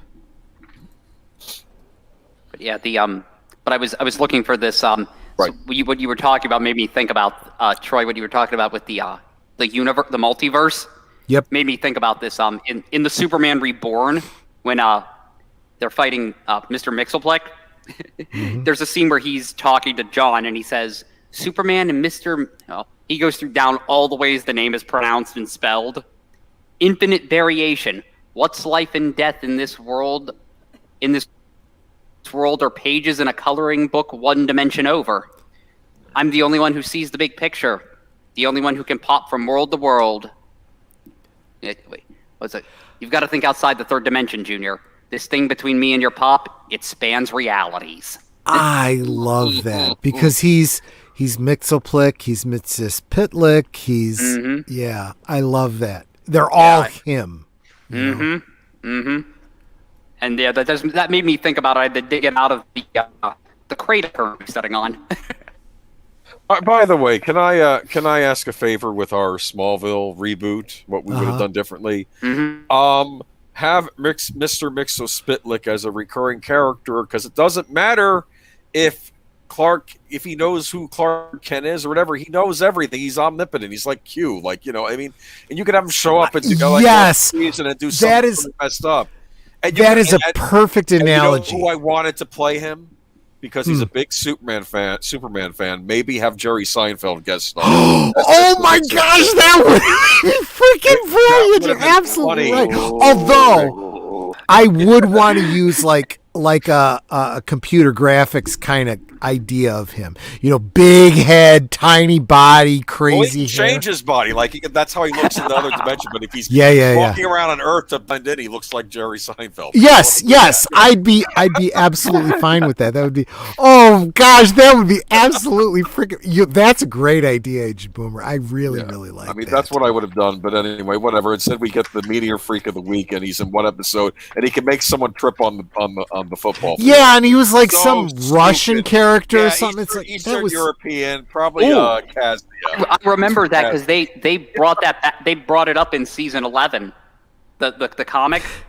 Oh really? Oh, that's interesting. Okay. Did they? Yeah, I actually have that. I actually have all of season 11, the comics, but I haven't actually read them all. There's a scene where Clark and Lex have to go to Russia because they're trying to figure out. I'm trying to remember what the whole story was, but I think they're trying to figure out the spaceship from an alternate Earth landed there, and they're investigating it.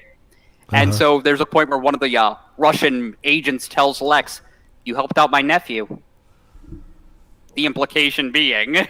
Oh, I see what you're saying. Yeah. And Lex Speaking of that, you just made me think of, there was a comic, I think it was a one issue thing called like Earth 2 or something like that. But it really was meant to be a modern idea of the Earth 3 pre-crisis idea, the mirror universe of the DC universe, where Lex Luthor was the hero and all of the Justice League were the bad guys.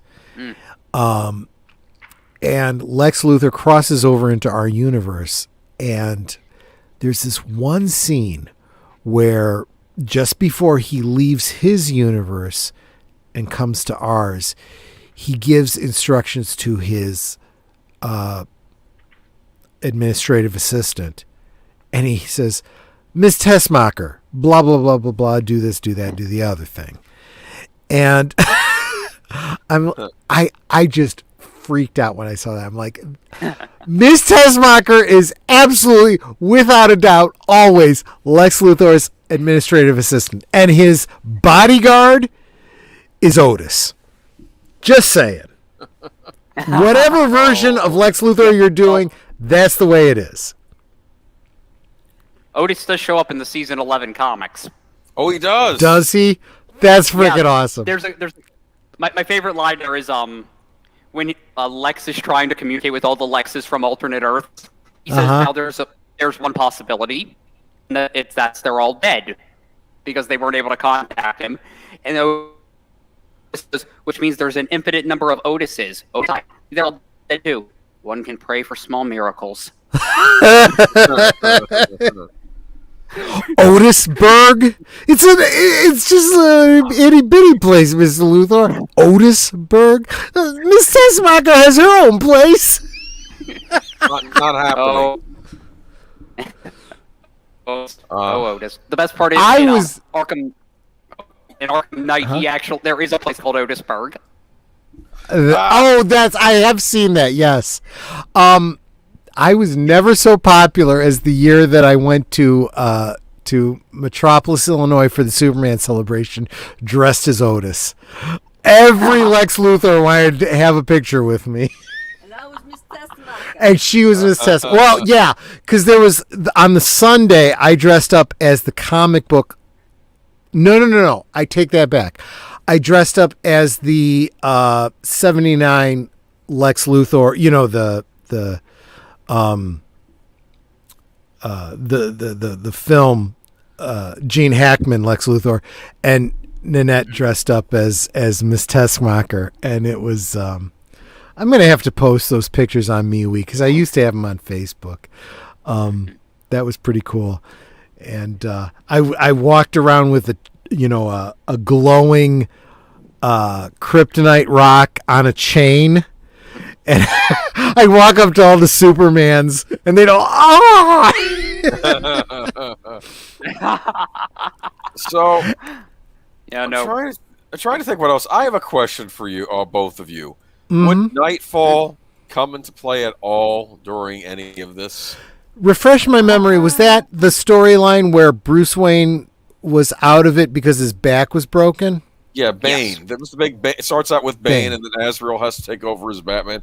I've never seen that adapted into like animation or film or anything. I don't know if that would work or not. But what do you think? Do you want to leave that alone, or would you want No. Actually, you know what? I think we would have to plan out an arc for Batman in the films that would start with The Long Halloween. Would go through what was the storyline where Gotham City was walled off, there was an earthquake and all that? Oh, No Man's Land. No Man's Land, thank you. No Man's Land, Nightfall. All of those storylines I think need their own like movie adaptation. I think you're right on that, Agent Boomer. yeah, it got a BBC radio adaptation, Nightfall, but that's all I've ever seen. Yeah. BBC does a great job with those audio adaptations. I kind of miss that whole radio drama concept, right? They did that with Superman. They did it with Star Wars on National Public Radio. Yeah. Good stuff. There is something to be said for that. Yeah, they did the Doomsday thing with Superman. I don't know at this point if we want to be bringing Doomsday into it at all, though, considering the fact that I'm Doomsday. The whole Doomsday storyline needs to be like at the end of the first big arc, right? All right. So we've had our Smallville. I like what comes after it. I like what comes after with the other. Oh yeah. That's really we've good had stuff. We've had our Smallville. We've had Metropolis. We've had the Justice League leading up to the invasion story with Starro, right? Yeah. That's the big story, right? Mm-hmm. The next Superman movie then after that would be the Doomsday story, right? Death of Superman, right? The whole next phase of the DC universe deals with the death of Superman, the new characters. We introduce Supergirl, we introduce Superboy, all the other characters, right? The Eradicator as, the last son of Krypton. Actually, Steel. That'd be a good way to introduce Cadmus, would be with Superboy, right? Well, Cadmus was already introduced in Smallville. Right. They introduced the Superboy character in Smallville. Yeah, there's a wonderful line at the end of that episode. It's like, "Hey, does that make you my?" And then Clark interrupts, "Brother." Brother, yes, I like that. Yeah. Twin brother. Yeah, there you go. Yes. My much smaller, skinnier twin. Yeah, because the implication otherwise is that Clark and Lex are both his father. Which is so gross. We didn't get to see like Michael Roosevelt says, "Join me, and we could rule the world and the universe." I'm sorry. Well, that was the thing in the comics, though. Clark viewed him as a brother. Lex viewed him as a son. Yeah, and the other thing too is the great thing about Con-El is that he can be tied in with Bizarro, right? This whole idea that Lex Luthor, Cadmus, all of that is trying to recreate Superman, right? And you could even do kind of a kind of sort of nod to the Atomic Man from Superman 3, or wait, Superman 4, sorry. This whole idea of trying to create a Superman that would be under Lex Luthor's control, right? I kind of like that idea. So we have one movie where, it's Bizarro, I'm good with that. That's kind of cool. We'll definitely do better with Bizarro than they did on Smallville, remember? Oh, gosh, right? I'm like you, only a little more bizarre. I'm like, oh, please. Oh, that was just terrible. The other one was, Smallville kind of sort of did something I really liked with Brainiac. And the comics have started to adopt this idea that Brainiac is actually connected to or is synonymous with the Eradicator from Kryptonian technology. Like Brainiac is the computer core of the Fortress of Solitude, right? Huh. And ends up getting split off into the Eradicator and Brainiac and so forth. I don't want to necessarily lose the Colu alien connection, so I might have to think about that a little bit, but I do like the idea of it being connected to the Kryptonian heritage,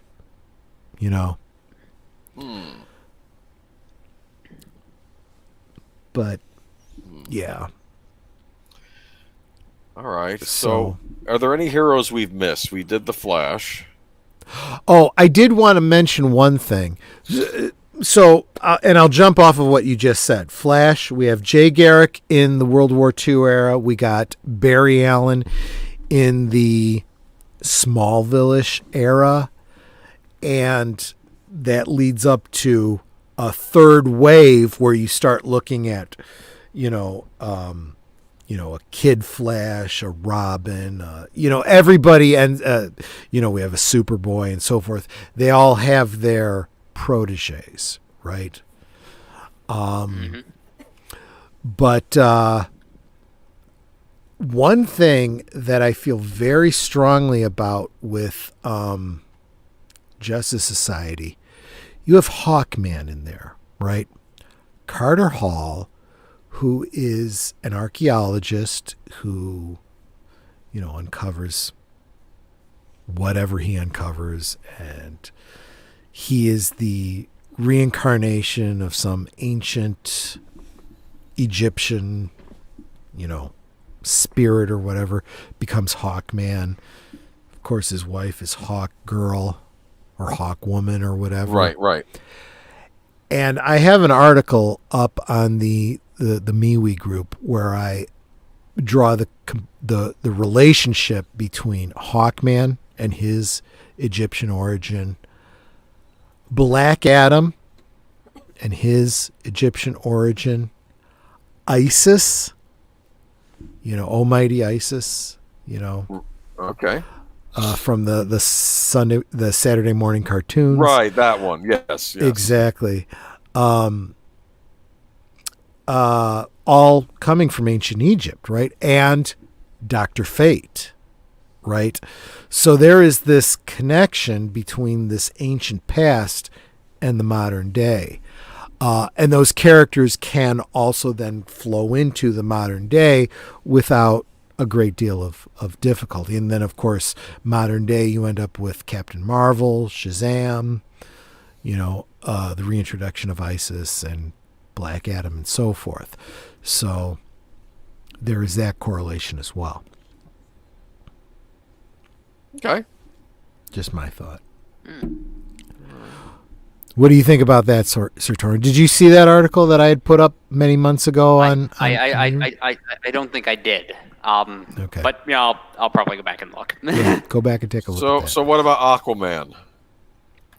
Aquaman. So going back to my original idea, I in my reimagined, fictional, universe, the TV series of Mercy Reef happens, right? Okay.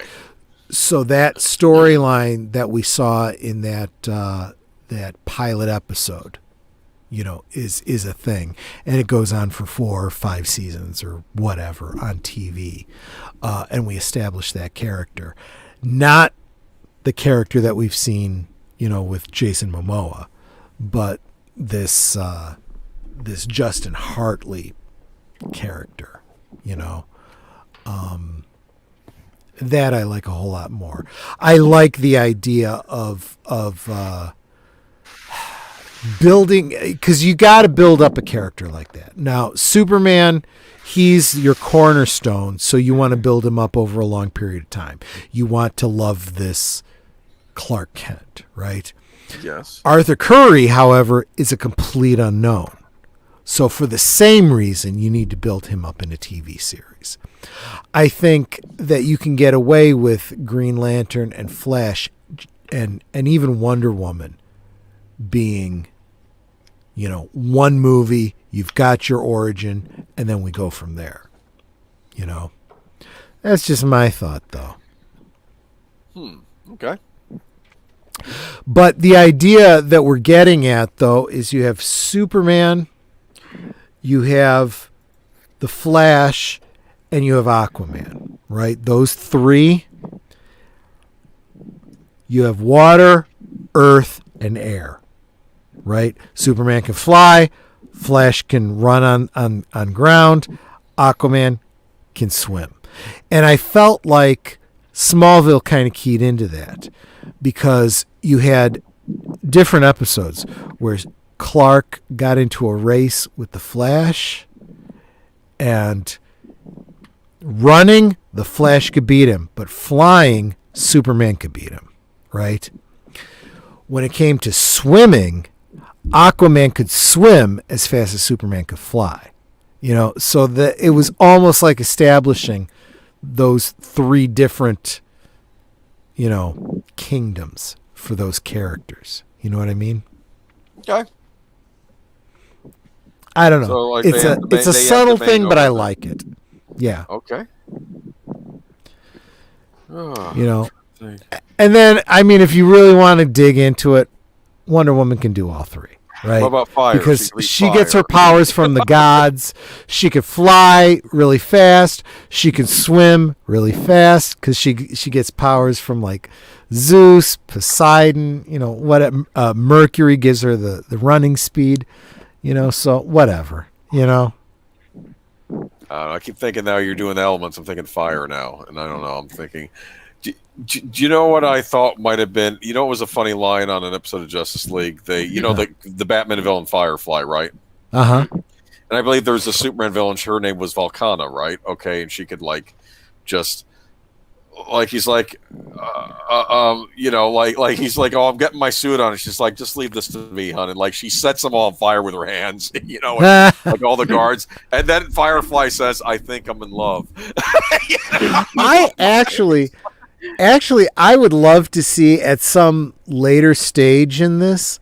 I'd like to see a Justice League TV series, maybe even a cartoon series that is based on that late 80s, early 90s Justice League where you had your second stringer characters. Batman. Is that Justice League International? Yes. Yes. Oh, Batman, yeah. Wonder Woman, and Superman have left with Martian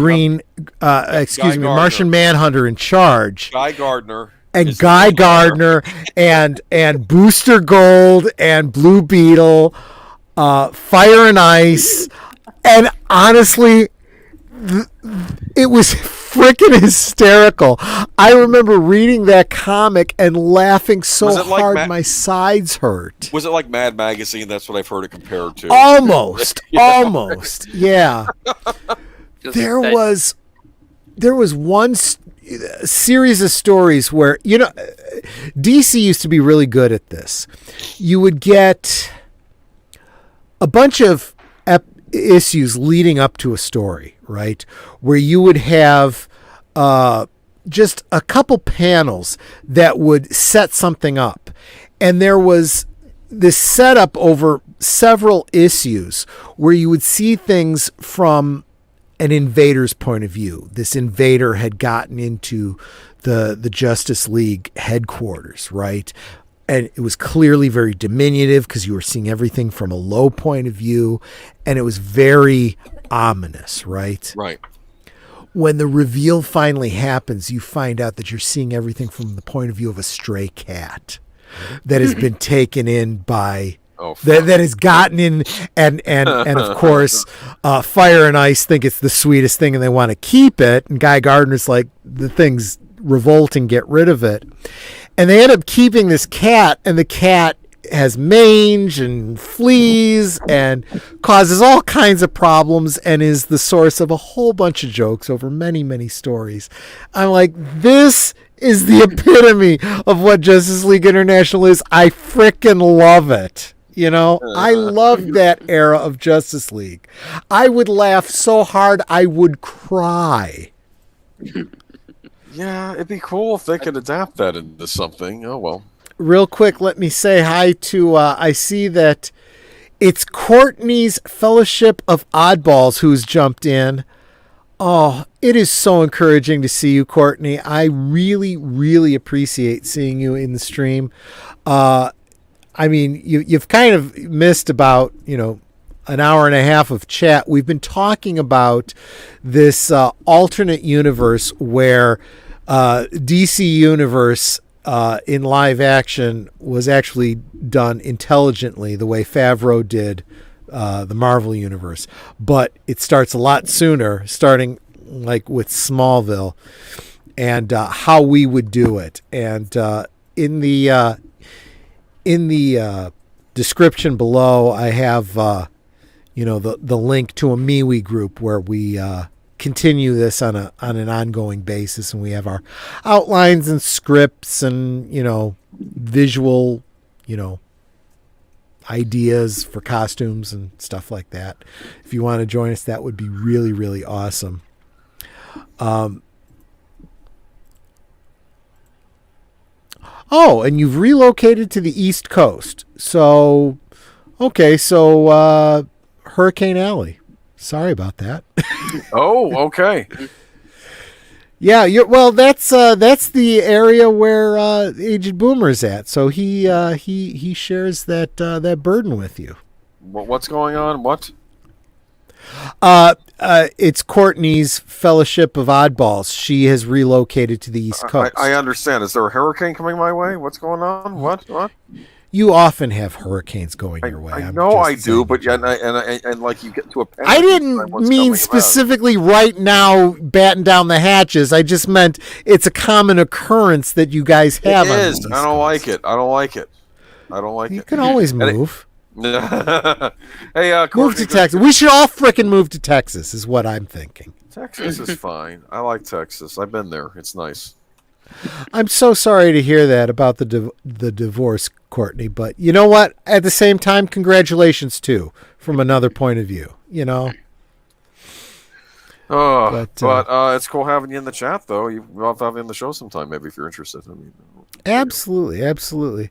But we're probably getting to the point where we're about to wrap up. Unless, Sir Torren, did you have some big nugget that you wanted to share that we hadn't gotten to yet? Well, I'm thinking about that.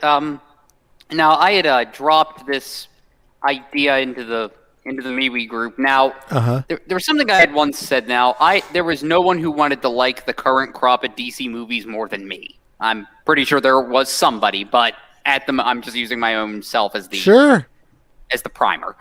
Yeah. So I thought to myself, okay, what was the nexus point? Where did this all go wrong? I mean, it went wrong in a lot of places. But I said to myself, okay, what could possibly be done? What could be done to correct it? So, as I am prone to do, I came up with a elaborate scenario to rework the big moment where it all went off the rails.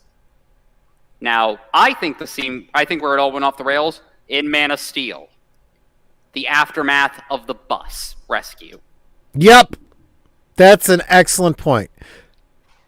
Which is kind of sad because you're really saying from the beginning of the Snyderverse. Like, we got 5 minutes into the movie and then it went off the rails. Yeah. I remember going to see that and not liking it. And I wasn't necessarily a huge fan of Superman Returns either. But this was bad in a different way. And because I'll say this, Brandon Routh, good casting for Superman. I'm not picking on him. I felt like a lot of Superman Returns was recycled from the first two Donner movies, and it's like Well, I love the idea of a sequel to the Donnerverse. I did too. They just didn't do a very good job, and they did terrible casting of Lois Lane, in my opinion. Real quick, I did want to go back to Courtney. She's saying she'd love to come on any time. She asks if I'm on Discord. I have to answer that sort of. I have Discord. I play my D&D game every Wednesday night on Discord, and I do a podcast with some Klingons every other week where I'm talking about Klingon history.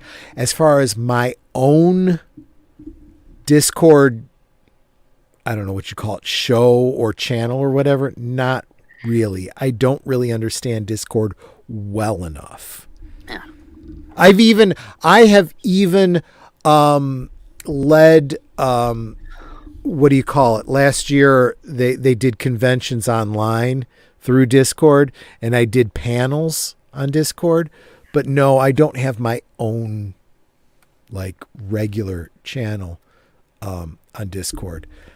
I know Mr. Matchstick tried to get me to do something on Discord. I never really gravitated to it. And one other thing, Courtney, I do want to make a slightly sardonic joke, maybe from your point of view. You said you tried to divorce 3 years ago and came back. My thought is marriages are kind of like milk. When it goes bad and you see that it's gotten chunky, don't put it back in the refrigerator and expect that it'll be better the next day. It's time to get out. I saw what my mother went through, and I get that, but you do have absolutely my sympathies, no doubt about that. But anyway, yeah. So back to the DC thing. I really feel like there are a few, maybe tiny, tiny little kernels of things that have happened throughout the Snyderverse that could be inspirational to us, but not much. So that's where I decided to right the wrong, I suppose. Yeah. And so I want to imagine if. And my thought was it was supposed to be a time travel story, but I kind of had Barry get knocked into another world. Uh-huh. So Barry ends up on an alternate Earth by some villain. I'm thinking it's Per Degaton. Sure. Myself, because Sure. he's a time-related villain. Sure. So you find one with a more iconic Justice League. Mm-hmm. You know, at the head of the table, metaphorically speaking, since their table is rounded, is Superman. But Superman in this universe is played by Brandon Routh. Sure. Batman is played by Kevin Conroy. Okay. And Wonder Woman is played by Gal Gadot, because I really have no trouble with her. Sure. So the rest of the team is Hawkman, the Jay Garrick Flash, the Alan Scott Green Lantern, and Martian Manhunter. He explains what happens to their world, and the trinity of that world goes, okay. The only way to stop the villain that played a hand in bringing Barry to this Earth is to go back and help their counterparts. So here's the history. Diana's history is relatively unchanged, except she comes to man's world in World War II, and she goes back to Paradise Island after it's concluded. Clark's origin, though, is a little bit of what we saw in the movie, little bit of Secret Origins, and a little bit of New 52. Now, I know that's a bit verboten, but I think there's an emotional kick to this. Yeah, I mean, just like the Snyderverse, the New 52 had little kernels of things that weren't bad. So, yeah, in this world, Clark was Superboy. Mm-hmm. Helps people around Smallville until the night of his senior prom. Now, before he goes in, he's worried about what's happening outside. Martha says the world will keep for a few hours. You can go in there and have fun. Unfortunately, he's so focused on having fun, he doesn't hear the car accident that kills both of them. Ooh. So he shuts down, and when he goes to Metropolis, he's got the way Grant Morrison introduced him with like the jeans and the t-shirt with the Superman symbol on it. Okay. And he's going around stopping crime in secret. Kind of like a Metropolis version of The Blur. More or less, yes. Yeah. So in this world, though, he doesn't go back to the costume because he feels like he let down his parents by not doing that. Yeah. So it's not until he meets Batman, who in this world is Thomas Wayne. Okay.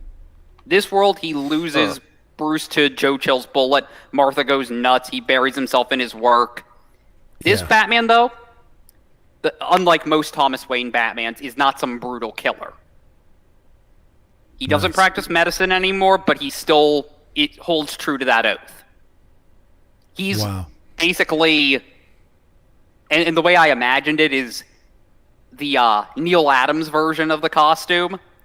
Just imagine Conroy in that suit. Yeah. And so he meets Clark, and I had this sort of idea that there's this sort of bond that forms between them because they've both lost something in their life.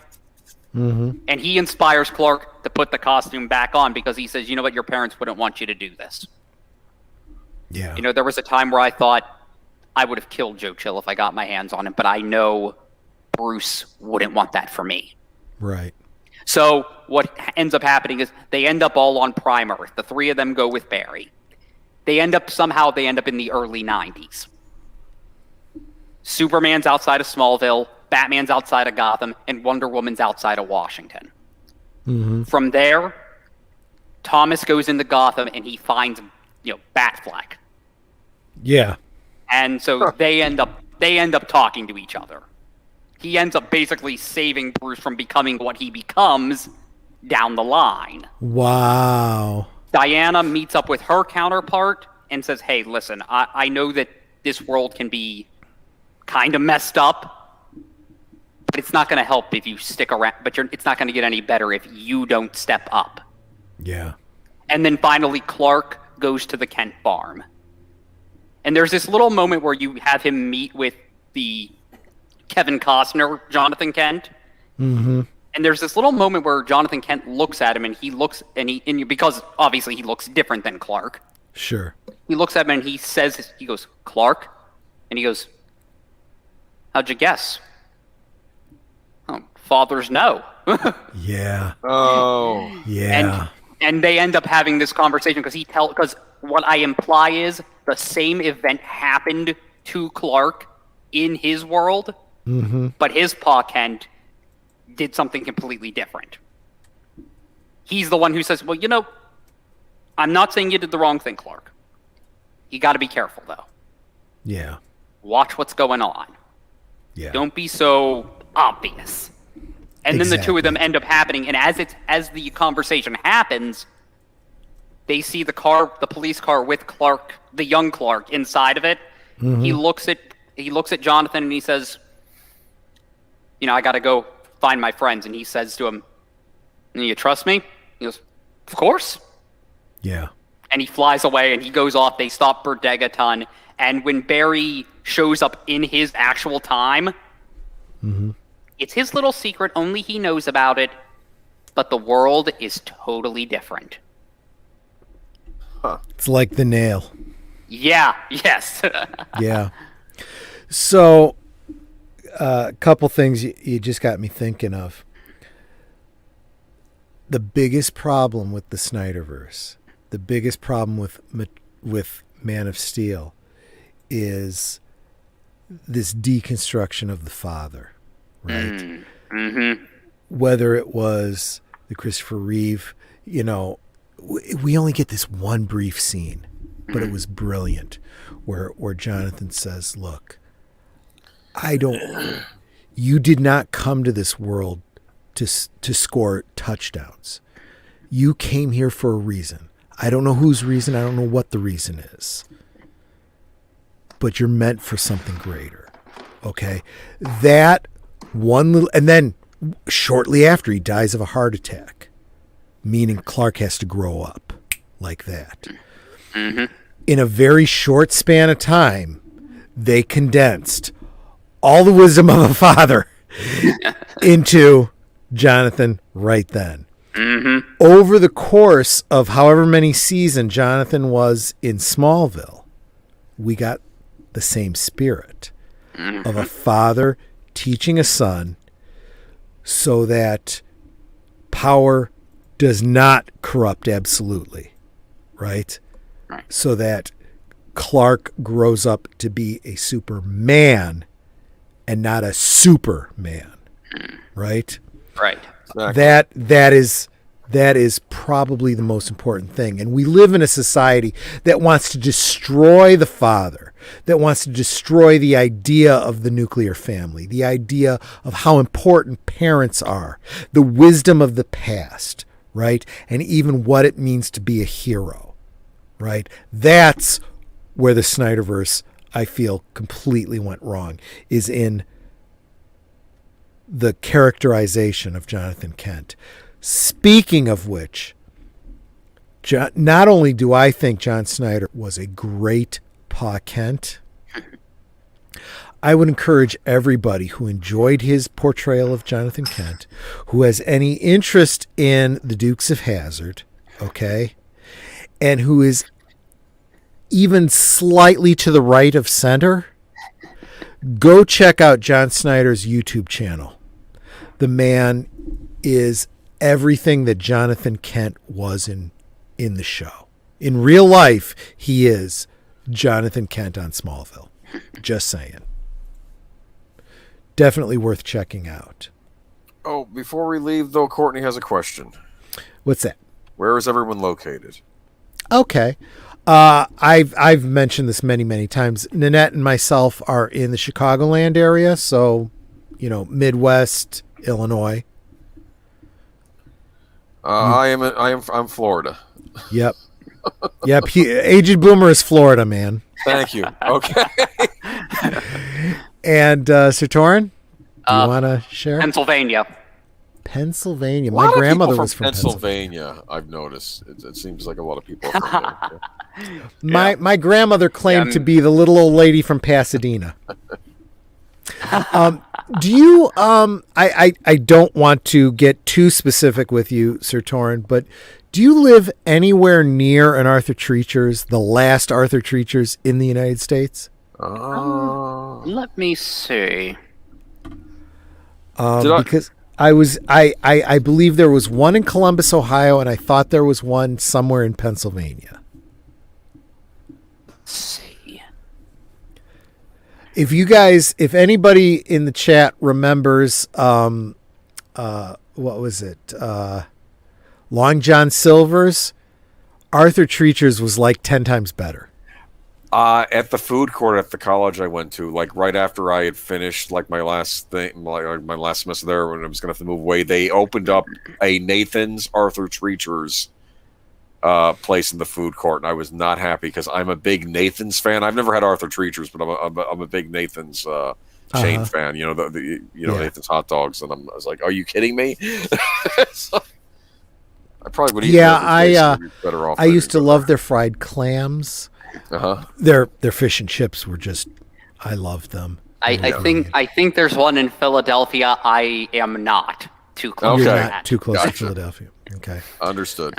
Because if I ever made it out to Pennsylvania, one of the things I would do is find that Arthur Treacher's and just, that's probably the only place I would eat for my whole stay there. You know, I miss Arthur Treacher's so much. I visited a friend up in I think it was I visited a friend up in Erie, and I just remember looking over and going, "Hey, a Kroger's." Kroger's. I know there's a Kroger's. My mom lives in Mansfield, Ohio. No, she's not in the prison, and they have Kroger's all over. That's the only reason I knew Kroger.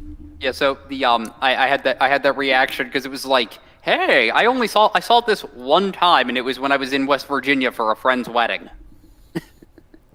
So Courtney was saying she was born and raised in Philly. That's pretty cool. Cool. Yeah. So and Boomer, didn't you spend some time in Pennsylvania?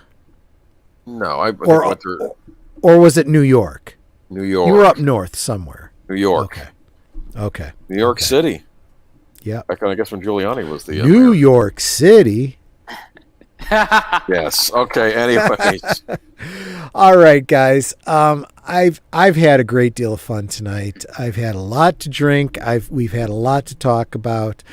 If you are still in the chat listening, if you catch this on the rewatch later on, please stop by the link in the description down below. Come to the MeWe group, see some of the outlines and scripts that we've put together, and contribute and imagine a better DC cinematic universe.